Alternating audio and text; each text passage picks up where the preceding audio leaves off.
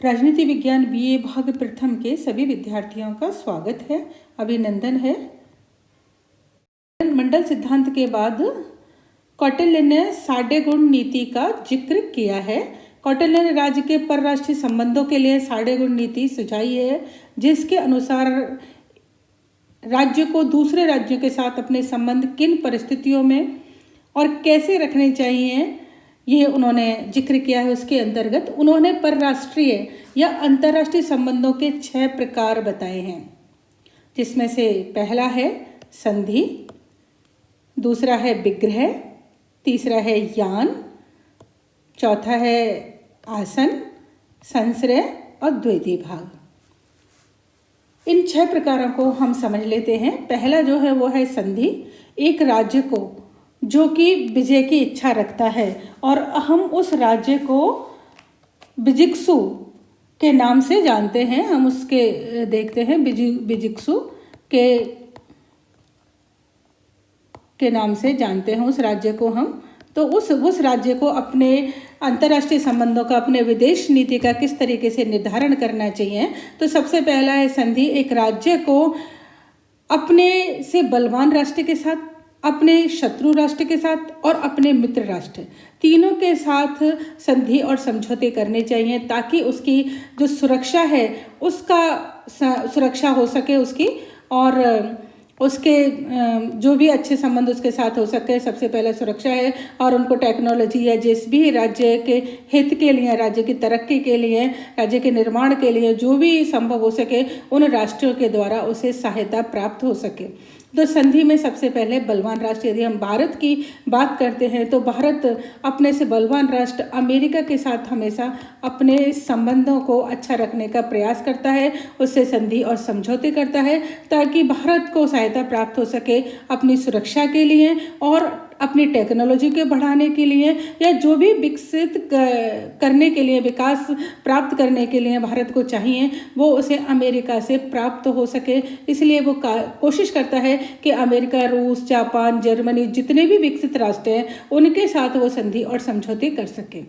उसके बाद एक राज्य का कार्य होता है, या जिस तरीके से हम देखते हैं कि भारत ये प्रयास करता है कि हमारे चीन और हम पाकिस्तान के साथ भी, जो हमारे शत्रु राष्ट्र हैं, उनके साथ भी हमारे संबंध अच्छे हो सके, क्योंकि हमारी सुरक्षा व्यवस्था बनी रहे, हमारी सुरक्षा को आंच नहीं आए। तो एक राज्य को प्रयास करना चाहिए कि अपने शत्रु राष्ट्रों के साथ भी वो अच्छे संबंध रखे और संधि और समझौते करता रहे। उसके बाद हम देखते हैं कि नेपाल के साथ भी भारत, चूँकि नेपाल भारत का मित्र राष्ट्र है, और नेपाल के साथ भी वो संधि और समझौते करता रहता है। भूटान के साथ, नेपाल के साथ, जो भी उसके मित्र राष्ट्र हैं उनके साथ भी संधि और समझौते करते रहता है। तो इसलिए एक राज्य को अपनी सुरक्षा को सही रखने के लिए, स्थापित करने के लिए, अपने राष्ट्र को विकसित करने के लिए अपने से बलवान राष्ट्र, अपने शत्रु राष्ट्र और अपने मित्र राष्ट्र तीनों के साथ संबंध अच्छे रखने का प्रयास करना चाहिए, और इस हेतु उसे संधियां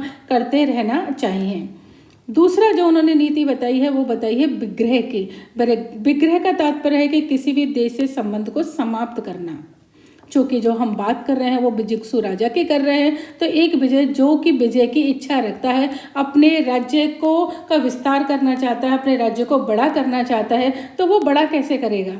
तो उसे जब दिखे कि जो उसका पड़ोसी राज्य है और उस राज्य की शक्ति कमज़ोर होने लगी है, उस राज्य की शक्ति कम होने लगी है, ऐसी स्थिति में वो उस राष्ट्र के साथ अपने संबंधों को समाप्त कर ले, और समाप्त करने के बाद उसको पे आक्रमण करके और उसको अपने राज्य में समाहित कर ले, अपने राज्य में मिला ले।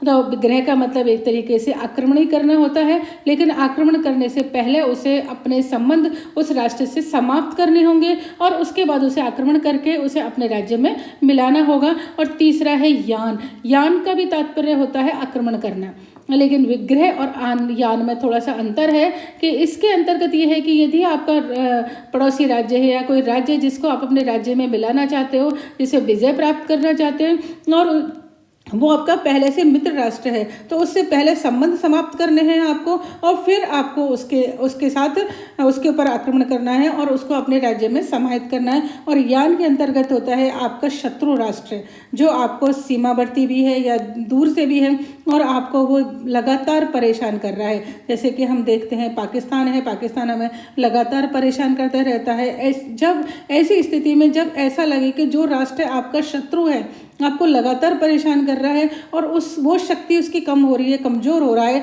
ऐसा मौका देखकर एक राजा को उस अपने शत्रु राष्ट्र के ऊपर आक्रमण करना चाहिए और उसे पे विजय प्राप्त करके उसे अपने में समाहित कर लेना चाहिए।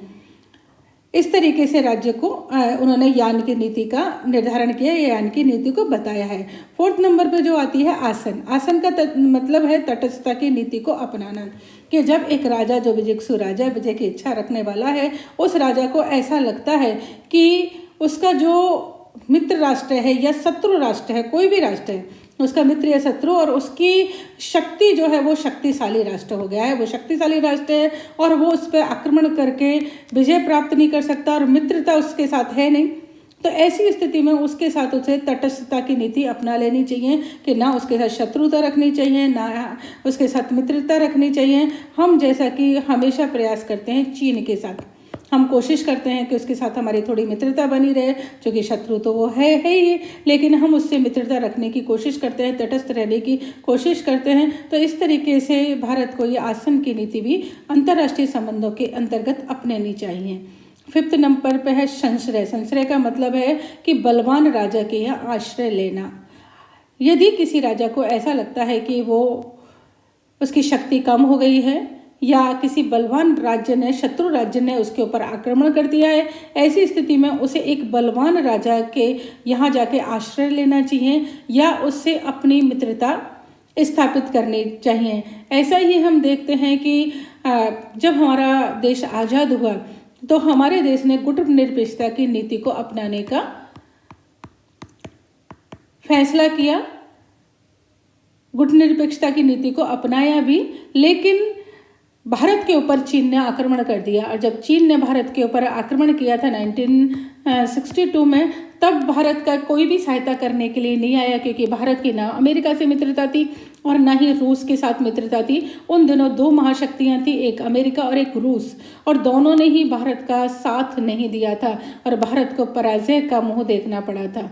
उसके बाद भारत ने रूस के साथ अपने 20 वर्षीय संधि करी थी, यानी कि उन्होंने एक तरीके से एक महाशक्ति के साथ गुटनिरपेक्षता की नीति को अपनाते हुए भी 20 वर्षीय मैत्री संधि करी थी, जिसके अंदर सुरक्षा संबंधी मामलों में भी रूस ने भारत की सहायता करी थी। दोबारा जब पाकिस्तान ने भारत के ऊपर आक्रमण किया तब रूस ने भारत का साथ दिया, उसके बाद हमेशा ही रूस ने भारत का साथ दिया और आज भी रूस भारत का बहुत साथ देता है। तो ऐसी स्थिति में जब ऐसा लगने लगे कि हमारा शत्रु ज़्यादा बलवान हो गया है, तो एक राजा को दूसरे बलवान राजा का आश्रय ले लेना चाहिए। और यदि उस राज्य के ऊपर, जो विजिगीषु राजा, उसके ऊपर कोई बलवान राष्ट्र आक्रमण भी कर देता है, तो ऐसी स्थिति में उसका कोई शत्रु भी है जो बलवान है, उसके साथ भी उसे आश्रय ले लेना चाहिए। तो इस तरीके से संश्रय का मतलब है आश्रय, यानी कि अपने आप को सुरक्षित रखने के लिए, अपनी सुरक्षा करने के लिए, एक